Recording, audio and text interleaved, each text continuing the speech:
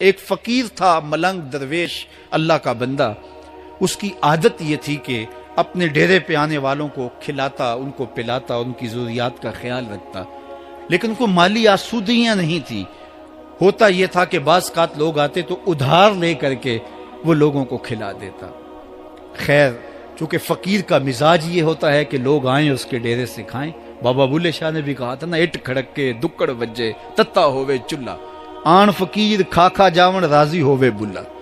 یہ فقیروں کا مزاج ہے. تو جو بھی آتا اس کے ڈیرے سے کھاتا اور وہ ادھار اٹھا اٹھا کے لوگوں کی ضروریات کو پورا کرتے رہتے. وقت آخر آ گیا، جن لوگوں نے ادھار دیا تھا وہ سارے تقاضا کرنے آ گئے. اب بابا جی کو کیا فکر لاحق ہے کہ یہ میرے مہمان اور میں ان کو کچھ پیش کرنے کی صلاحیت نہیں رکھتا.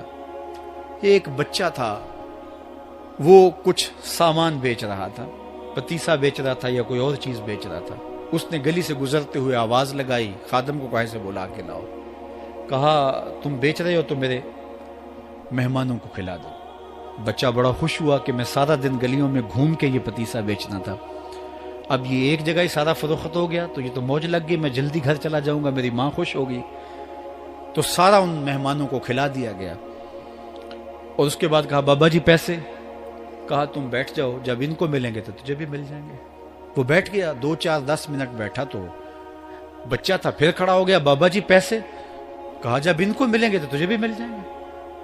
پھر آدھا گھنٹہ گزرا تو پھر اس نے کہا بابا جی پیسے؟ میری ماں میرا انتظار کر رہی ہے، ہمارے گھر کا چولہا اسی سے جلتا ہے، میں یہ پیسے لے کر جاؤں گا اور میری ماں کوئی ہنڈیا خریدے گی اور ہم شام کا گھر کا کوئی سلسلہ کریں گے. کہا بیٹا جب ان کو ملے گا تو تجھے بھی مل جائے گا. بچے نے رونا شروع کر دیا. یتیم بچہ تھا، اس کا سارا آسرا یہی تھا. اس نے رونا شروع کر دیا. جب بچہ رویا اللہ کی رحمت کو جوش آیا. کوئی مرید نذرانہ لے کے ان بزرگوں کے پاس آ گیا اور اشرفیوں کی بھری ہوئی تھیلی پیش کی. وہ اتنے پیسے تھے کہ اس بچے کو بھی دیے، جتنے لوگ آئے تھے سب کا قرض چکایا. کہا جاؤ گھروں کو.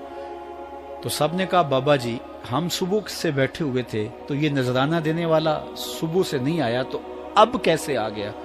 کہا صبح سے تمہارے اندر کوئی رونے والا نہیں تھا، ایک رونے والا آیا تو باقیوں کا بھی کام بن گیا. بعض اوقات کسی ایک شخص کی وجہ سے باقیوں کی خطائیں بھی معاف ہوتی ہیں.